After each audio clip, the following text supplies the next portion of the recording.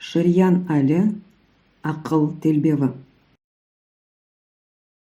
Ақыл телбевіні tutmasa insan, мерджандай сачылыр фикри эртаман.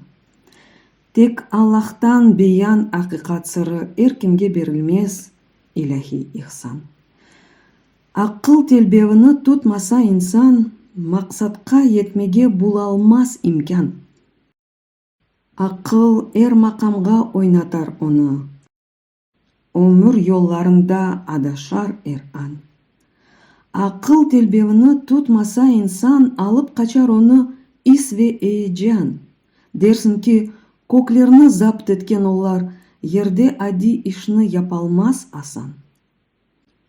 Ақыл телбевіні tutmasa insan, не азаплар чекер онда татлы жан. Бір ерге топланмас барлығы фикрі ярға сачылыр, дерсін ке мерджан.